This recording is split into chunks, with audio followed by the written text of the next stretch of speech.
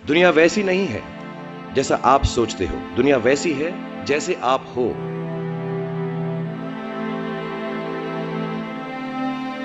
जब मैं सुबह उठता हूं तो यही सोचता हूं कि जो मैं करने जा रहा हूं उसके अंदर कोई अच्छी बात है या नहीं। If you get up in the morning and if you think only good thoughts, किसी के लिए बुरा मत सोचो, सिर्फ अपना अच्छा सोचो। मैं बड़ा सेल्फिश आदमी हूं और मैं बिलीव करता हूं कि अगर दूसरों का सोचने का मौका ना मिले, अपने लिए भी सिर्फ अच्छी बात सोचो। ये मत सोचो कि दूसरा हार जाए, ये सोचो कि मैं कैसे जीतूं। If you have a good reason, all your thoughts and beliefs and everything that you want in this material world will come through.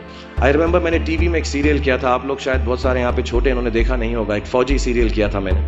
And पहली बार जब मैं सड़क में जा रहा था तो मैंने देखा दो औरतें 3 व्हीलर में हैं और सडनली उन्होंने मुझे देखा और मैंने नोट किया कि उनके मुंह पे इतनी बड़ी मुस्कान आ गई है मुझे देखते ही कि हाय शाहरुख शाहरुख ऐसा करके वो चिल्लाने लगे।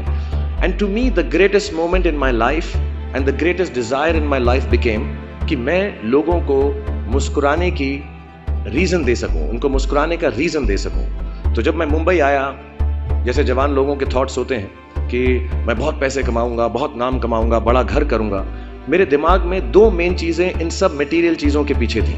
आज मेरे पास अल्लाह के फजलो करम से सब है, लेकिन इन चीजों के पीछे, ये गाड़ी मांगने के पीछे, घर मांगने के पीछे, और मुझे लगता नहीं ये बुरा है। I think all of you should imagine all the good material things that you want, but behind them there were 2 good thoughts. 1, मेरे माँ बाप की डेथ हो चुकी थी एंड मेरे दिल में एक ही अरमान था कि अगर मुझे कोई बड़ा फिल्म फेयर का जैसा अवार्ड मिले तो वो मैं अपनी माँ की याद में अर्पित कर सकूं। तो my main dream was I should win the award and become so big that my mother can see me from heaven.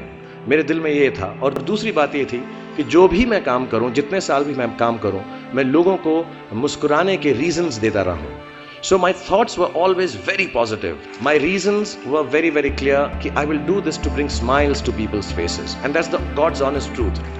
जितने भी जवान पीढ़ी के लोग यहाँ पर हैं, जो 20-22 साल के हैं, उन सब से मैं यही गुजारिश करूँगा कि प्रैक्टिकल पर्पसफुलनेस, कि जो काम आप कर रहे हैं उसका कहीं ना कहीं नतीजा अंजाम मिलना बहुत ज़रूरी है। अगर आप 8 घंटे काम कर रहे हैं तो उसकी आपको तनख्वाह मिलनी चाहिए। अगर आप फिल्मों में काम कर रहे हैं तो आपको उसके लिए अवार्ड मिलना चाहिए। जो भी मटीरियल चीज़ आपके दिल में है उसकी आस्था, उसका दिमाग में, उसको हमेशा रखें। मैं कभी भी किसी बच्चे को ये नहीं कहूँगा कि सारी ज़िंदगी सोशल वर्क में गुजार दो, अच्छे काम करो, सिर्फ प्रेयर करो। No, I think you should go and get what you want in life, all the material things. You should have a big house for your family, you should have a good car for your elder parents, you should be able to educate your sister and your daughter to the best possible way that you can. Please do all that, but somewhere in your heart remember that each job that you do, जो भी कार्य आप करें, जो भी काम आप करें, उससे कहीं ना कहीं ह्यूमैनिटी का कुछ ना कुछ पॉजिटिव होना जरूरी है, कहीं ना कहीं पर उनका बढ़ावा होना जरूरी है।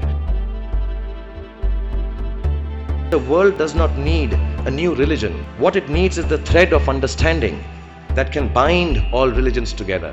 इसमें बहुत सच्चाई है। आज हमको कोई नया रिलीजन नहीं चाहिए, एक और हमको नया डिसिप्लिन नहीं चाहिए। As a matter of fact हमको ये गुडनेस चाहिए कि हर दूसरे के रिलीजन को हम समझें और उस रिलीजन की इज्जत करें, उससे प्यार करें, क्योंकि रिलीजन सिर्फ एक डिसिप्लिन है, एक तरीका है, एक नज़रिया है अपना जीवन को जीने का, और एक परमात्मा है, सुपर पावर है, सुपर बीइंग है, अल्लाह मियाँ है। Whatever name you give it, it's all the same. And I think हमारे यूथ को, हम सबको समझना चाहिए कि आज हमारी दुनिया में सबसे बड़ी अगर किसी चीज़ की ज़रूरत है तो वो पीस की है, वो प्यार की और प्रेम की है।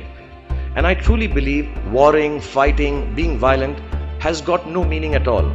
And I truly believe that all of us should wake up in the morning and believe in world peace. We should have good thoughts about world peace. ये हमारी ज़िंदगी की सबसे बड़ी लड़ाई होनी चाहिए कि हमें लगता है कि विचारों वाला रावण ज़्यादा शक्तिशाली है, पर उसे ताकत कहाँ से मिलती है? उसे ताकत हमसे ही मिलती है, हमारी सोच से मिलती है। और मैं इस्लामिक रिलीजन का हूँ, मैं मुस्लिम हूँ। हमारे में एक वर्ड है जो बहुत मिसयूज होता है, जिहाद। जिहाद का भी थॉट प्रोसेस बिल्कुल यही है कि हमारे अंदर जो बुरी सोच है उसको कॉन्कर करना, उसके लिए लड़ना, उसे जिहाद कहते हैं। बाहर सड़कों पे लोगों को मारने को जिहाद नहीं कहते।